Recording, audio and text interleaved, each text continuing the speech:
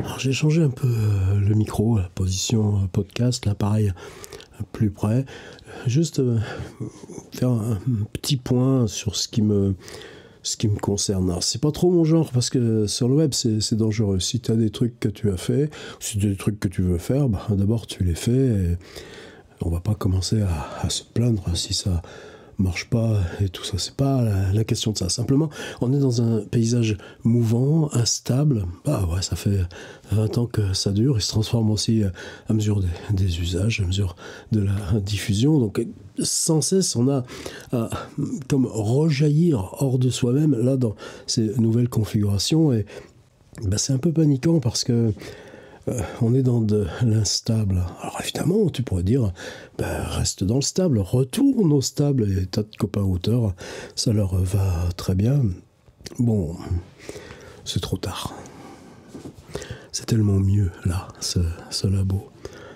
Alors dans ce qui me concerne, là j'ai quand même l'impression que, tu sais, ça fait comme si tu avais plusieurs trucs là qui venaient un peu de tous les côtés et que, bah, qu'est-ce que tu prends dans tes mains, tu le sais plus. Des choses qui peuvent sembler à la limite très, pas banales mais presque, et puis tu t'aperçois que ça a une énorme incidence à l'intérieur de toi. Par exemple, pour moi là, cette année, j'avais plus beaucoup d'interventions ateliers d'écriture. Ouais, mais intervention atelier d'écriture, j'ai commencé en 1993, donc ça fait 30 ans de parcours avec tant de belles choses. Et puis, évidemment, dans les propositions qui t'arrivent, tu commences tout doucement à dire tiens, va voir un tel, va voir un tel. Il me restait par exemple ces stages que j'ai tant aimé faire à Chambéry. Bon, on devait faire 2 sessions, une en décembre, une en avril. En décembre, paf, grève de train annulée. Et au moment de rattaquer pour avril, tu te dis non, là c'est un porte-à-faux, ce qui s'est annulé, est-ce que je peux le rattraper? Donc tout va bien. Je leur ai suggéré de travailler avec Hélène Gaudy, avec un principe d'approche plus sur relations écologie, littérature, hyper content. Mais tout d'un coup, tu t'aperçois que toi, dans le calendrier, il reste quoi? Ben, c'est pas grave. Tu te dis justement, intérieurement, t'as 70 balais, tu vas pas continuer avec des étudiants de 20 ans. Ça se fait pas. Ce serait de la triche. Il y aurait quelque chose là de malsain. Je sais pas, non, parce que quand tu fais atelier d'écriture, t'as plus d'âge, ou du moins t'as toujours l'âge où tu découvres. T'as l'âge de ceux qui écrivent leurs textes, en fait. Donc ce ne serait pas cette question-là, simplement se dire, comme si se dissolvait, comme si tu enlevais à chaque fois les fils là qui te reliaient au monde. Bah non, le monde il est toujours là. Alors faut pas que je parte dans trop de digressions, mais je crois que cet effilochement de l'agenda, il était déjà là depuis évidemment les confinements, mais là tout d'un coup tu renverses, tu dis non, c'est moi qui ne ferai plus atelier d'écriture. Et je pense que là dessous il y a une espèce de remuement, et tu dis mais sur quoi j'ai les pieds, où ça m'emmène. Dans les trucs troublants aussi, il y a le fait que depuis 2 ans, l'outil principal, il est devenu ça. Il est devenu l'impro, la parole, la vidéo. Alors, c'est marrant, tu vois, des universitaires qui font des beaux classements sur la littérature hors livre, les arts littéraires, le spoken. Voilà, je suis devenu un spoken. Mais dans le fond de toi, tu as toujours affaire quand même à cette question du rapport de l'écrire et de la nécessité du langage et de la nécessité. Tu chemines en toi vers le langage, tu essayes, justement parce que tu as immobilité, distension de temps, tout ça qui augmente, et puis oui, petit privilège justement à ne plus être astreint à des horaires, à des hiérarchies, et tu te définis toi-même ton travail, et à la limite tout se retirerait, que tu pourrais toujours te réorganiser dans ce tout petit. Alors tout ça, ça a des noms aussi sur ces questions de réorganisation sur le moins. Mais est-ce que c'est un moins quand tu te dis oui, mais si je veux passer 3 semaines à faire ça, si je veux passer 1 an à faire ça, je peux. Et par contre, se dire que depuis 2 ans, est-ce que ça m'a amené à l'écrit? Est-ce que ça m'a rapproché de l'écrit? C'est plutôt le contraire. C'est-à-dire, tu es dans ta nécessité. J'ai l'impression de ne rien perdre de mon rapport au nécessaire dans l'écriture. C'est aussi les formes, c'est la profération, c'est la mémoire des récits, c'est l'art des histoires. Est-ce que c'est de l'instable parce qu'on part à la vidéo? Est-ce que ça change à l'archivage, à la mémoire? C'est pas trop ce qui me concerne. C'est cette question d'obéir à sa nécessité qui finalement est principale. Mais non, ça m'a pas rapproché de l'écrit. Et ça, je crois que quelque part, c'est... Tu pourrais te dire, bon, tu te lèves le matin, tu fais tes 2 heures, 3 heures d'écriture, et puis après tu t'occupes de revenir là au web ou à préparer des vidéos. Mais non, c'est plus que ça. Maintenant, une vidéo, c'est des fois gamberger 2 jours, 3 jours, et puis il y a un moment où tu sens que c'est prêt et tu bascules. Mais dans tout ce moment de préparation, t'as rien fait d'autre. Et puis ensuite, c'est le montage, c'est des opérations comme ça, mais tu es vidé. Un autre élément où il s'agirait pour moi d'essayer de comprendre, enfin tu t'en fiches, tu n'es pas tout le temps à piocher sur l'intérieur de toi, mais ça a commencé en juillet 2021, c'est-à-dire il y a un peu plus de... il y a quasiment 20 mois. Depuis juillet 2021, il y a eu ce truc de dire... Tiens, ils y vont tous là de leur normalisation des trucs entre 1 minute, puis ensuite 1 minute, 3 minutes, mais sur ce format vertical, l'usage, le bref, est-ce que c'est quelque chose où tout d'un coup on renonce à ce qui compte pour soi au maximum, et puis d'avoir commencé à en essayer, puis finalement c'est pris au jeu, et puis c'est devenu un truc quotidien, et puis c'est devenu un espace de fiction. Ensuite il y a eu cette bascule progressive vers histoire de la littérature, donc partir sur des idées liées à des livres des auteurs, et j'en ai plein en réserve dans mon logiciel, dans mon carnet de notes Ulysse. Là j'arrive au 200, et se dire, mais à quel moment tu gardes ce plaisir de l'invention, de la découverte, ou cette espèce de risque. Qu'est-ce que j'aime dans ce risque? C'est que, en gros, 1 fois par semaine ou 1 fois tous les 10 jours, tu en enregistres un paquet. Et en général, par exemple, j'ai 4 ou 5 idées, c'est une espèce... J'allais dire, il y a un côté d'athlétisme dans ces trucs d'impro. Il faut que tu tiennes là, comme ça. J'en sors complètement à plat. Et en général, pour 5 ou 6 idées, après, au montage, je découvre que j'en ai fait 7 ou 8. C'est-à-dire, j'ai même pas, pendant le temps de l'enregistrement, la conscience de ce que je suis en train de faire. Et ça, je crois que ça m'a déplacé énormément. Par contre, la discipline, se lever chaque matin, vérifier qu'elle a été propulsée là, l'installer comme ça dans l'autre version ici, etc., etc. À ce moment-là, on retombe sur ce paradoxe-là du YouTube et des réseaux, c'est-à-dire quelque chose que tu fais totalement par plaisir et qui devient finalement aussi strict et pesant que si tu allais au bureau. Excusez-moi pour ceux qui vont dans des bureaux, et c'est pas le truc comme ça. Donc là, je me suis dit aussi, attends, laisse passer, ça reviendra de toute façon. Cet espace-là, besoin là de se l'approprier en le retraversant. Alors je fais des tables, des index, mon site joue pour gagner en lisibilité, mais c'est aussi ce paradoxe qui est tellement dur pour nous dans le web, c'est que c'est une économie de l'offre, disent ceux qui tripotent ce genre de choses. C'est-à-dire que si tu arrêtes de proposer ta vidéo, est-ce que quelqu'un, ça le gêne, le dérange? Non, c'est fini. Et si tu propulses comme ça au jour le jour, évidemment, il y a cette réaction qui se fait. Là, par exemple, je me suis aperçu qu'Instagram chantait mes vidéos de 2 minutes, 2 minutes 10 à 1 minute 40. Qu'est-ce qui leur a pris? Ou est-ce que simplement c'était un bug provisoire, il aurait fallu que j'attende? Mais une vidéo de 2 minutes, si tu enlèves les 20 dernières secondes, c'est tout ton équilibre de l'impro qui tombe. Et c'est d'autres questions qui se greffent, c'est-à-dire C'est super sur Instagram, tu as 300, 400, 500 visions par jour. Tu sais pas s'ils ont tout regardé, s'ils ont juste balayé. Si tu peux savoir qui, dans ceux ou celles qui ont regardé ta vidéo, sont de tes abonnés ou pas de tes abonnés. C'est-à-dire comment ça déborde ta propre sphère. C'est important. Et générationnellement aussi, sur Instagram, je vois bien qui je suis sur Instagram.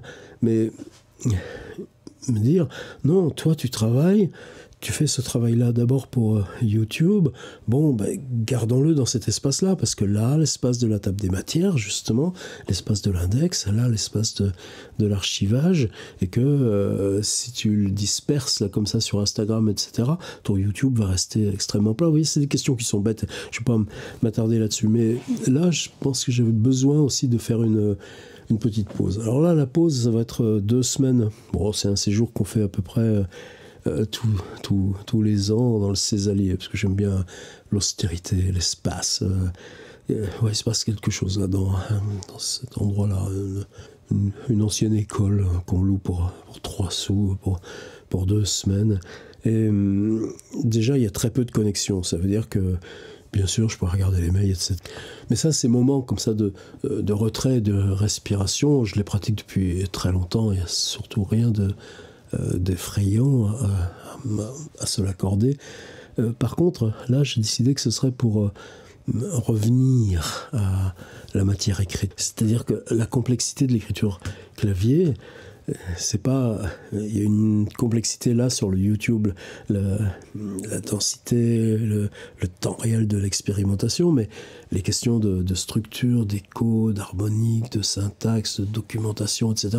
Dans ce temps lent, c'est aussi bon. Moi, c'est ce qui m'a fait, et c'est ce qui a été ma vie depuis 1977, c'est-à-dire depuis mes 24 ans. C'est compliqué aussi, ça. Cette espèce de regard en arrière. C'est où ce que tu as fait? Ce que tu as fait, c'est ce que tu as fait il y a longtemps. Et même là, j'ai repris encore ce qui était mon 2e livre. Là, en l'appelant, le 2e livre est toujours le plus difficile à écrire, une phrase de Jérôme Ladon. Donc cette question de travailler sur ce qu'on a fait sans qu'on ait jamais le temps de faire du bilan. Ou qu'est-ce qui te reste, qu'est-ce que tu as devant toi, de quoi tu es encore capable là. Même si tu as 70 balais, que peut-être tu as encore 5-6 ans, j'en sais rien, c'est pas la question, on s'en fout. Mais la question se pose quand même de dire est-ce que tu as fait assez? Est-ce que tu l'as fait au bon endroit? C'est quoi la conclusion de ça? Il y a des continents de choses qui s'effondrent un petit peu en poussière dans les choses que tu as faites et que si tu essayes de t'en ressaisir, et quand tu fais ce travail d'inventaire là, ou de ménage intérieur, c'est la poussière d'abord peut-être que tu vois. Il y en a beaucoup dans le site aussi. Des fois je passe des jours, j'enlève 10 articles, 20 articles, 30 articles, des rubriques entières, parce que c'est contingent, il n'y a pas de raison de laisser ça comme ça. Alors c'est venu d'un éditeur de la région de Nantes, L'Œil ébloui. Ce gars, il a eu l'idée, vous savez, le Pérec, elle est 53 jours, là, comme Stendhal qui passe 53 jours à écrire la Chartreuse, et c'est aussi le dernier travail de Georges Perec, de faire 53 petits opuscules, tous voués à Perec, chacun par un auteur différent. Il y a déjà des textes qui lui sont parvenus. Et donc, 53 pages sur Perec, ça fait 70 000 signes, plus ou moins 10%, nous accorde-t-il. Là, les 2 semaines de Césalier, ça va être le matin, clavier, et revenir là, à ces 70 000 signes. Ce sera tout entier sur espèce d'espace, avec cette phrase-là qui est en tête d'espèce d'espace. L'espace commence ainsi. Je voudrais faire 70 000 signes de fragments, d'incises sur peut-être moins espèce d'espace que ce à quoi il ouvre ou qu'il loupe, en gros. Mais des fois, ça te revient avec une espèce de crudité. Dis, faire un livre, même si c'est un livre de 53 pages, t'es capable encore, tu crois? Alors toujours pour ce qui me concerne, point que j'ai besoin de faire là, juste vis-à-vis de moi-même, Est-ce que ça a commencé au confinement? Non, c'était déjà plus ou moins amorcé avant, mais évidemment, le confinement de mars 2020 a mis là une forme de... a mis là son béton, j'allais dire. Et les instruments que j'ai ici, ce micro, ce GH5S, c'est venu justement, ou le petit Zoom F6 là, qui me sert à enregistrer, c'est venu de se dire, maintenant ton activité c'est là, dans la petite turne à livres, et il s'agit de la faire proprement. Simplement, il y a un double mouvement. Le double mouvement, c'est qu'à mesure que tu avances dans cette recherche, je ne suis pas au bout de cette recherche. Au contraire, j'ai l'impression que plus j'avance, plus les enjeux là se lèvent et deviennent vibrants. Je suis rempli de ça. Et rempli de ça, des fois, ça fait peur. C'est-à-dire, il te reste quoi à l'extérieur? Tu te fiches de tout le reste. Attention, hein, je ne parle pas ni du familial, ni des petits-enfants, ni de toutes ces choses-là. Ça va, je suis à peu près bien dans ma peau. C'est plutôt l'équilibre de travail, mais c'est-à-dire que l'excès que j'aime lire dans la littérature, qui est aussi chez Tarkos, chez Édouard Levé, mais la notion d'excès que moi j'ai appris à lire chez Balzac, par exemple, peut-être tout le premier, cette notion d'œuvre excessive,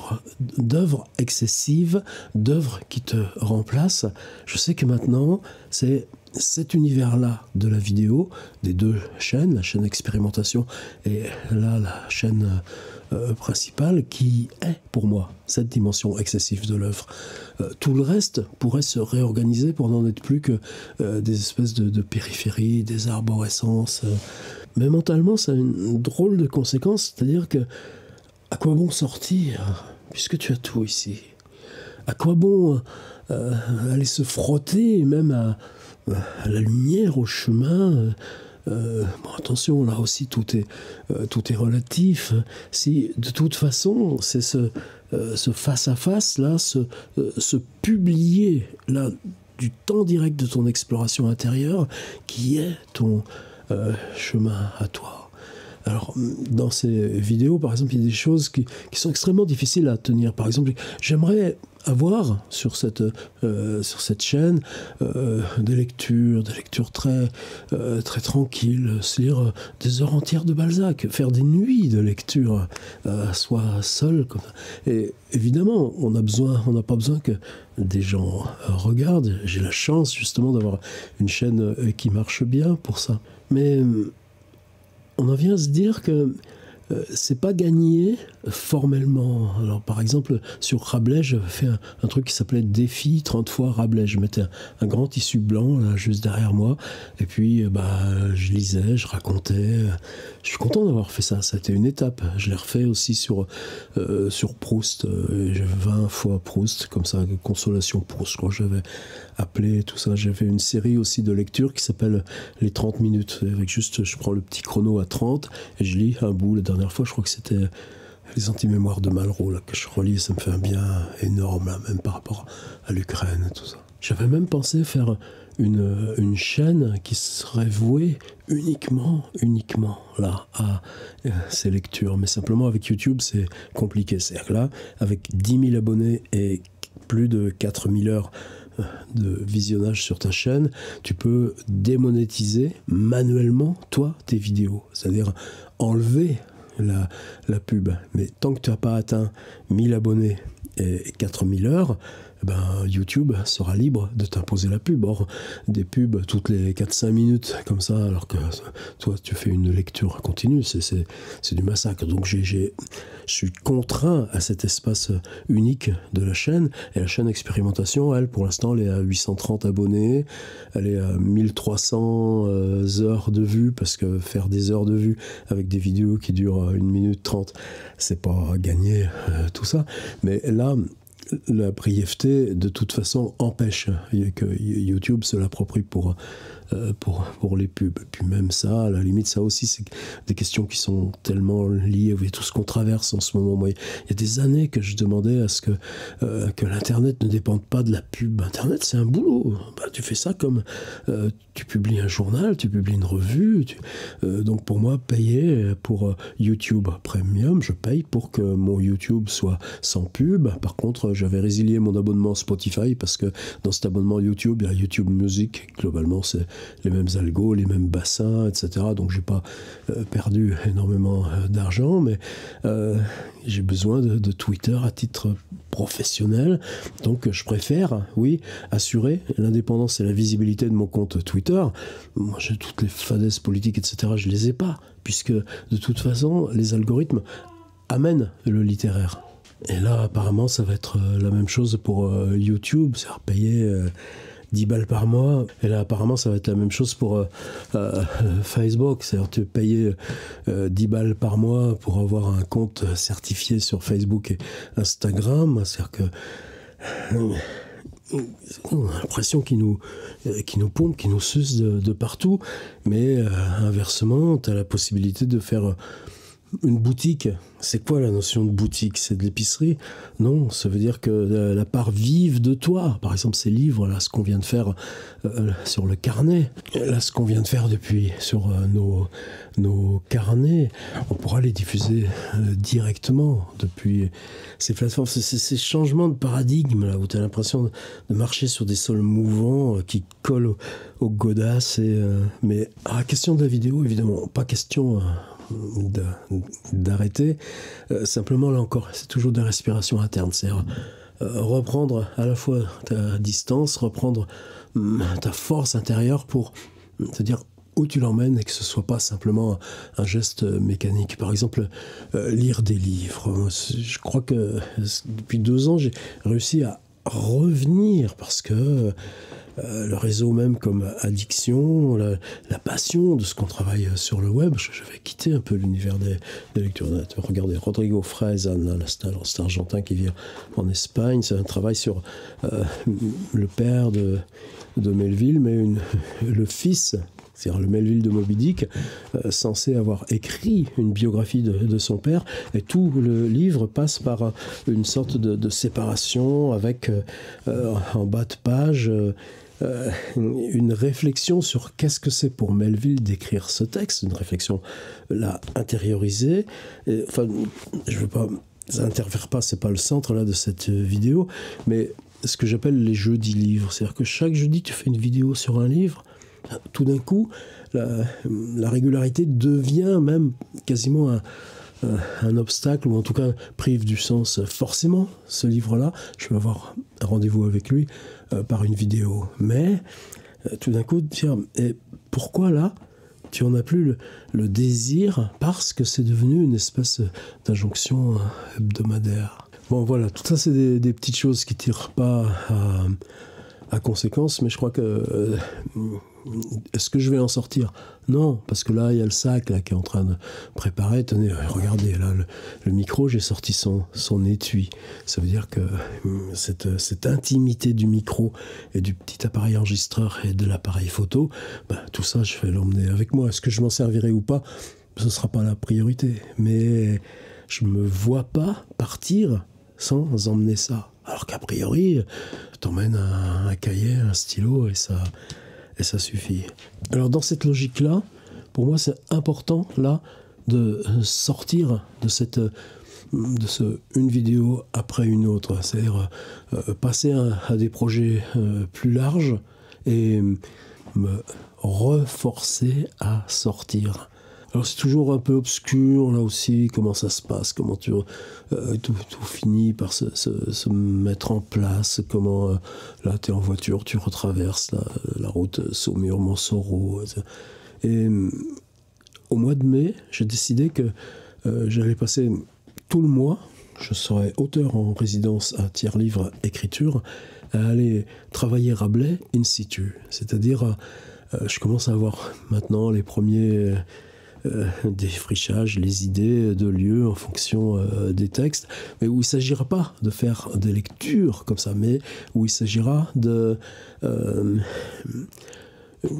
là où j'en suis, pour tel fragment, tu prends Panurge et le marchand de moutons, de faire non pas une lecture, ou la tempête, ou n'importe, mais de faire 2 ou 3 lectures dans le même lieu. Par contre, elles seront à des distances différentes, à des focales plus larges. Là, j'ai un truc, une espèce de grosse bonnette de radio là, qui va me permettre de le faire aussi en extérieur, mais aussi de le faire en mouvement à distance, et puis de remélanger. C'est-à-dire que si pour chaque passage que je lis de Rabelais, j'enchaîne 4 ou 5 prises. Donc l'idée pour 40 textes de Rabelais que j'ai a priori repéré, si à chaque fois j'ai 4 ou 5 prises, se donner le temps ensuite du montage qui travaille ça presque comme des clips, plan serré, ralentissement, redoublement.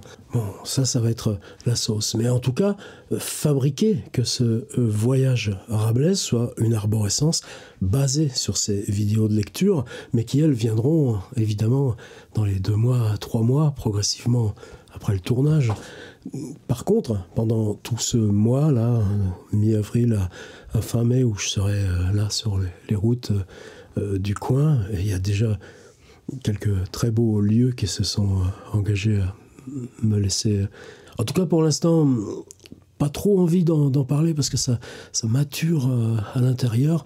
Mais en tout cas, je vois bien que depuis 3 semaines que l'idée est là aussi, tout d'un coup, c'est se dire « Ah, mais s'il y a ça qui enfin va faire que tu sortes tes outils vidéo là, de la petite turne au livre, et puis que tu sortes de une vidéo après une autre pour entrer dans une arborescence qui sera un peu folle, parce que si tu as les 40 textes avec chacun 4-5 prises, mais que tu aies aussi au moins 40 fois des espaces de réflexion, c'est-à-dire là où je serais, se poser le derrière, ou même une terrasse de bistrot ou n'importe, mais dire pourquoi je fais ça, de quoi parle ce texte, qu'est-ce qui se passe là, pas une introduction, mais que les vidéos de lecture puissent jouer avec ces vidéos de réflexion sur Rabelais, et puis le journal de l'expérience. Et là, Patreon va aussi prendre son sens, parce que il y aura forcément des choses sur ma chaîne principale, mais l'essentiel du partage sera là sur le Patreon. Alors Patreon, justement. Patreon, ça a commencé il y a 2 ans, début 2021. À l'époque, on faisait déjà des cycles ateliers d'écriture. Cycle hiver, cycle été. Chaque fois, je demandais une contribution. C'est ce qui nous permettait de faire les bouquins, moi aussi de payer le site, de payer des outils qui ne sont pas ceux d'un site à taille uniquement personnelle, de rémunérer aussi les gens qui m'aident quand c'est le cas, même si là, depuis quelques mois, je suis un petit peu seul aux manettes. Et je voulais qu'à côté de ces cycles d'ateliers d'écriture, un espace qui serait plus justement comme je viens de faire là, de journal personnel, d'accès à mes archives, une sorte de et puis, c'était pas tenable parce que d'emblée, on découvrait la puissance des outils. On découvrait par exemple la puissance des zooms. Mais comment on aurait parlé des zooms de François Bon et pas des ateliers d'écriture? Alors, tout ça a été remanié. C'est venu finalement vite. C'est peut-être pour ça que là, il y a peut-être un petit coup de barre, mais c'est pas comme ça que je le sens non plus. C'est se dire, non, si c'est permanent, on va entrer dans ces ateliers, un atelier d'écriture hebdo, une proposition chaque dimanche, et puis tous les 3-4 mois, il y aura des inflexions de cycle, où on se consacrera sur... et ça, pour moi, c'était un changement de vie, mais complètement dingue. C'est pas grand-chose, mais tu gamberges sur la prochaine proposition, tu as un rendez-vous là, et tu t'aperçois que ce rendez-vous que tu prends, il est lié justement au texte que tu lis sur la plateforme. Et qu'est-ce qu'elle a changé, notre plateforme de publication? Il y a aussi cet espace de discussion, et à chaque fois, moi, ça tourne boule un petit peu, et puis ça chahute, mais c'est ça aussi, j'aurais jamais eu on est forcé d'avoir en permanence une remise en cause. C'est pas ça, mais ça, je le dois à ces rendez-vous Zoom. Quelquefois, je dis, mais de quoi on va parler pendant 1 heure? On n'a pas besoin de parler. On n'est pas des gens qui avons besoin de parler. Et puis, paf, ça démarre. Tu sais pas où ça va. Et tu t'aperçois que c'est ça qui, chaque fois, te remet là, pas dans cette énergie. L'énergie, tu l'as. Mais fait qu'elle va dans le bon sens. Et alors, cette recherche, là, je pensais, par exemple, ce qu'on a fait là, 40 jours d'affilée sur le carnet d'écrivain, ça peut être des choses qui peuvent comporter des basiques, qui peuvent comporter des trucs de structuration, de pédagogie, des choses qu'on peut réutiliser avec son public. Et puis, de l'autre côté, pour moi, il y a un sentiment d'obéissance. C'est-à-dire, là, en ce moment, ce cycle sur le double voyage, c'est des livres qui me sont beaucoup plus intimes, personnels. C'est pas des livres qui correspondent à la pédagogie. C'est beaucoup moins des exercices qu'on peut utiliser comme ça avec des étudiants ou des collégiens, lycéens ou dans un groupe un soir de bibliothèque. Mais en même temps, cette recherche sur écriture imaginaire réelle, cette triangulation, à la fois il y a un côté funambule et tu le vois après, les messages, oh là là, mais ça c'est trop dur, tout ça. Et oui, mais il y a besoin aussi de ça. Alors tout ça, c'est venu un petit peu comme ça aussi. Et puis, on est beaucoup plus nombreux. C'est-à-dire, quand c'était le carnet là, d'écrivains, on était 90, 100 contributions chaque soir quand je faisais les compiles. Bon, après, c'est la loi. C'est ça qui est bien avec Patreon. Parce qu'on en avait besoin pendant un petit moment. Et puis plus ensuite, le cycle des 40 jours était fini, il y a eu des résiliations d'abonnements, et c'est parfait, c'est très bien. Mais quand je lis après aussi ces désabonnements, c'est-à-dire, je ne peux pas suivre le rythme, mais ça va trop vite, mais il y a trop de... Non, mais c'est pas possible, tu dis pas au Nouvel Observateur, il y a trop d'articles dans votre truc, tu dis pas à France Culture, oui, mais je peux pas écouter la radio 24 heures par jour, et... C'est ça aussi qui m'a remis à travailler. C'est-à-dire, de toute façon, je ne conçois pas que ces plateformes aient à se développer, se multiplier, avoir toujours plus de gens, etc. C'est pas la question. En plus, derrière, la part bureaucratique, c'est comme pour les livres qu'on fabrique, c'est quelque chose qui use énormément. C'est-à-dire, c'est des versements qui entrent comme un chiffre d'affaires, mais qui rentrent avec payer la comptable, payer les URSSAF, payer la cotisation foncière forfaitaire pour les entreprises de réseau, etc. etc. Donc c'est pas de l'argent là, que tu mets dans ta poche directement. Et cette lourdeur-là, j'ai aussi un petit peu de mal là à négocier avec en permanence. Mais bon, pour l'instant, c'est pas notre problème. Là, dans ce brassage, c'est se dire ouais, mais je cherche pas à faire une école d'écriture comme il y en a des très bien. Il y a eu Bing autrefois, il y a eu Aleph, etc. où tu peux avoir des cycles d'initiation, des cycles plus spécialisés. Et c'est bon, moi mon truc c'est d'être auteur, mon truc c'est l'invention, c'est mes petites folies, c'est mes petites vidéos. Et par contre, ce qui me relie le plus fort à cette expérience, c'est en quoi moi elle me transforme. C'est-à-dire là par exemple, ce cycle, le double voyage, c'est quelque chose qui me brasse intérieurement, comme rarement d'autres cycles m'ont forcé, comme si on était attrapé là, des membres et tiré dans des surfaces imprévues. Et puis en même temps, tu te rends compte, ouais, mais ça, c'est funambule. Alors il y a un moment déjà que je le sais, c'est-à-dire dans les derniers mois, il y a déjà eu tout un travail qui était de remettre en ordre les cycles, l'accès aux cycles, le repérage des cycles, ce qui se passe dans les marges, ce qui se passe dans les liens, ce qui se passe dans les sommaires. C'est faire en sorte aussi que sur la plateforme du blog WordPress, on puisse avoir accès à la proposition hebdo en cours, mais accès aussi aux précédentes. Et ça, pour moi, c'est un projet de fond. C'est-à-dire, est-ce que je peux continuer sans cesse et tout le temps cette démarche d'atelier d'écriture? Non, il y a forcément un moment où je me dirais, là, ça y est, tu as craché tout ce que tu avais à cracher. Tu as obtenu, tu as atteint, tu as décrit la totalité de la fresque. Est-ce que j'y suis encore ? Pour l'instant, c'est une question compliquée parce que, à mesure qu'on avance, se dégagent des nouveaux espaces qui peuvent être très fragiles, comme là, ce truc sur le voyage, mais qui peuvent être énormes, raclés sur le fond, comme quand on avait fait ces 40 jours d'écriture quotidienne. Pas le carnet, où là, il s'agissait vraiment de l'espace carnet.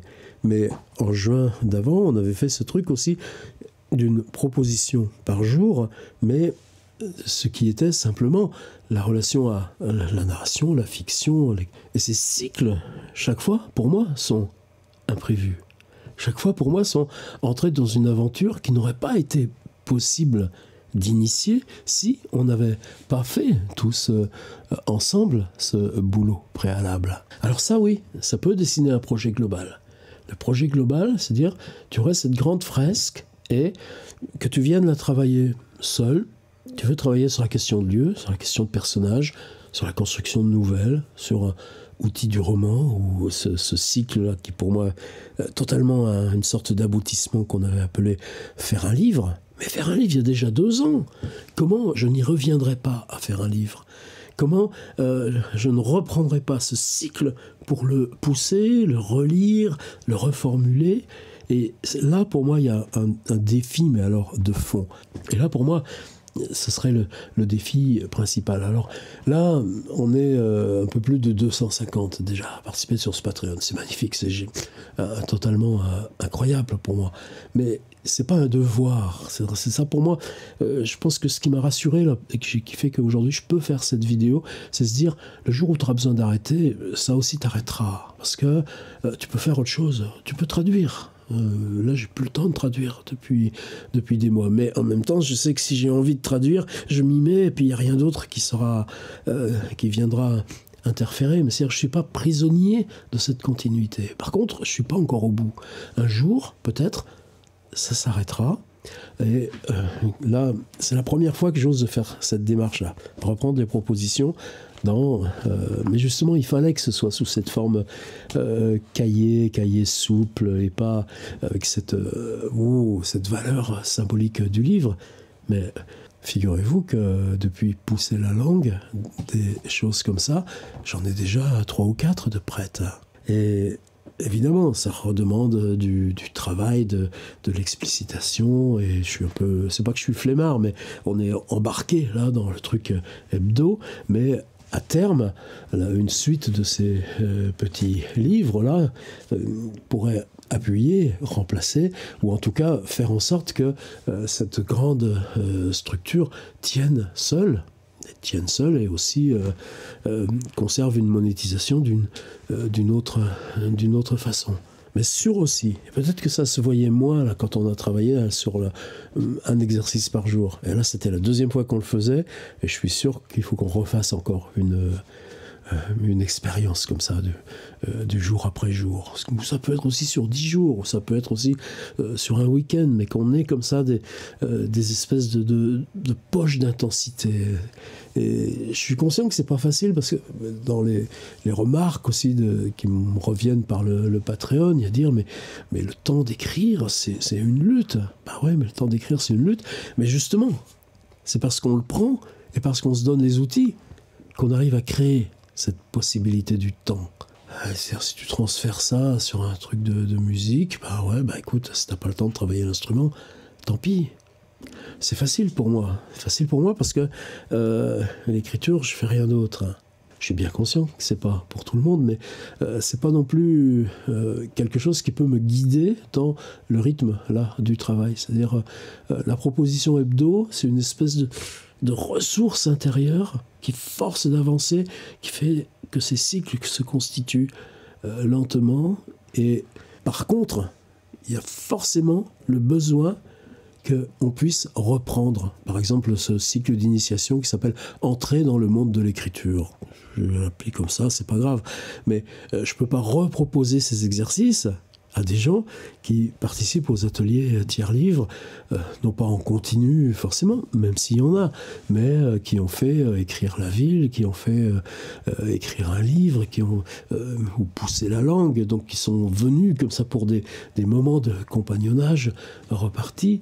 Mais c'est comment je peux ouvrir le fait que, par exemple, des personnes qui se sont là abonnées depuis 2 mois, 3 mois, trouvent la possibilité de travailler collectivement, comme on le fait là sur le cycle en cours, sur l'atelier hebdo, mais sur les cycles précédents. Alors ça, c'est ce que je vais ouvrir là dans les semaines, une fois revenu ces alliés, tout ça va se mettre un petit peu en place dans la tête. L'atelier hebdo, il ne change pas. On continue. Il y aura toujours cette exploration. De temps en temps, vous avez besoin de la faire, vous faites un bout de chemin, vous repartez, ou pour ce que justement votre travail personnel vous oblige à prendre écart, à vous concentrer sur lui, aucun problème. Mais moi, je ne veux pas mettre toute ma vie dans les ateliers d'écriture, j'ai jamais voulu faire ça. Mais là, j'ai trop envie, quoi. Et l'envie, elle est là. C'est à se dire, ce tout premier cycle, on avait fait progression aussi, qui redouble, qui était déjà aussi un mouvement en écho comme ça. Mais ce premier cycle qui s'appelait En route pour le monde de l'écriture, alors est-ce que ça suppose chaque fois de refaire des vidéos? Pas forcément, les vidéos, elles y sont. Alors là, si je reprends par exemple ce tout premier cycle initiation, peut-être que je vais refaire des vidéos qui vont venir à la place des plus anciennes. Mais simplement, peut-être ce serait justement de réutiliser l'outil email, c'est-à-dire dire, vous voulez, là, dans le mois à venir, travailler sur tel cycle. Évidemment, ce n'est pas les gens qui l'ont déjà pratiqué, ce cycle ou ces exercices, celui qui s'appelait pousser la langue sur la syntaxe par exemple, mais se dire si là pendant 6 semaines on reprend ces idées qui étaient pousser la langue, ou un autre aussi qui m'a beaucoup chamboulé intérieurement, on avait appelé ça prendre, et prendre ça voulait dire partir des autres disciplines artistiques, Chantal Akerman et ses films, ou Gina Pan et ses actions, partir de propositions artistiques hors écriture pour voir qu'est-ce que ça changeait pour l'écriture. Et ça, il me faut un outil. Alors l'outil, oui, c'est le Zoom. Alors le Zoom du lundi, pas question d'y toucher, justement parce que c'est bien qu'il soit dégagé des enjeux, c'est bien qu'on a envie de parler, on a envie de se retrouver, on a envie de se confronter sans préalable forcément. De toute façon, il y a toujours de quoi débattre, discuter. Il y a aussi l'atelier hebdo, il y a aussi nos publications, il y a le travail de la revue annuelle, parce que j'ai mis du temps, oui, mais on n'a rien lâché là-dessus, et ça, elle arrive, hein, mais le travail de mûrissement, ça supposait tous ces mois comme ça. Je garde ça pour une autre discussion. Vous savez que l'événement un petit peu principal qu'on a eu aussi depuis septembre dernier, c'est ces Zooms, un samedi sur 2, qui s'appelle Manuscrit et Projet. Chaque fois, 1 heure chrono, on ne fait pas de dépassement, enfin pas trop. On examine 2 textes, on a essayé 3 l'autre jour et ça n'a pas marché. Et ces 2 textes, ils sont mis en lecture une semaine avant, tels quels. Tels qu'ils sont dans leur élaboration à ce moment-là. Et puis, le lendemain de l'échange, on supprime, on les efface. Mais l'échange, est-ce que c'est nous qui donnons notre avis à un auteur sur... Non, c'est plus que ça. C'est dire les questions que l'autre se pose sur l'invention de son livre, comment ça résonne avec nous qui cherchons à inventer notre livre. Et... je ne pensais pas que ça nous emmènerait si loin, tout ça. En tout cas, là, c'est ça qui solidifie et qui stratifie le socle. Alors, j'ai pas envie de toucher au lundi, mais peut-être, par exemple, dès maintenant, se dire que ça, je peux le faire. C'est souple aussi. C'est assez... Là, le 18 mars, il faut que je sois à Thionville. Bon, ce jour-là, il n'y aura pas de Zoom. Je serai dans le train. Mais on se rattrapera le 25 et puis le 2. Puis si ensuite il fait trop beau pour un week-end, c'est pas grave, ou on changera, on le mettra un jeudi soir, etc., etc. C'est pas la question. Mais d'avoir un rendez-vous comme on fait le lundi, mais qui soit sur progression dans l'écriture. Progression individuelle dans l'écriture. Avec quand même un donnant-donnant. C'est-à-dire, vous avez envie de retravailler. Et ça peut être vous qui disiez tiens, j'ai envie de reprendre cet exercice-là de tel cycle sans continuité, mais ok, là cette semaine, tiens, on reprend cet exercice et on voit ce que ça nous dit pour tout le monde. Mais que ces rendez-vous-là, chaque fois sur le blog WordPress, on est le matériau, qu'est-ce que vous avez écrit sur cet exercice, et qu'on échange, qu'on lise beaucoup plus près des textes. Ce qui n'est pas possible de faire dans l'atelier hebdo parce que on est nombreux et parce que on est déjà dans des recherches qui elles-mêmes apprennent à se formuler, se développer. Alors j'ai appelé ça opération dédoublement. C'est pas une lubie, c'est pas quelque chose qui tombe là d'un seul coup. C'est se dire, ouais, là, dans la logique de ce qu'on a ouvert là depuis pas loin de 2 ans qu'on fait cet atelier hebdo, maintenant, j'ai compté, il y a 230 propositions d'écriture en ligne. C'est totalement fou. C'est la première fois qu'on fait ça. Enfin, pas nous, mais c'est la première fois que quelque chose comme ça existe. Donc ça, l'explorer, parce que pour moi, là, il y a un enjeu de recherche, un enjeu d'écriture, un enjeu de formulation, un enjeu d'invention, un enjeu concernant le monde. J'ai pas fini, et je peux pas vivre sans, et je peux pas vivre à côté. Donc, pas de problème, on fait ça souple, on fait ça ensemble, mais l'atelier hebdo continue, mais parallèlement à l'atelier hebdo, il y a revisiter les cycles, et revisiter même les exercices les plus simples, progresser chacun. Par contre, pour qu'il y ait cette progression, il faut qu'il y ait un temps de confrontation, donc un temps de publication sur le blog. Il y a encore beaucoup trop de gens qui s'inscrivent, qui utilisent ces textes, ces outils, et qui gardent les textes chez eux dans leur coin ou les font dans des cahiers. Non, il faut qu'on partage. Les outils de partage, ils sont là pour ça. Et on ne peut pas travailler sans ce rouage de la publication. En quoi cette publication vous engage, quoi, ça c'est autre chose, on trouve les modalités. Mais pour moi, là, pour que l'expérience elle continue et qu'elle reste vive, j'ai besoin que ce soit maintenant qu'on ouvre la revisite des cycles existants en même temps qu'on continue d'avancer dans notre exploration principale. Tout ça pour dire que même si là il y a un petit coup de fatigue, il y a un sacré bonheur dans tout ça.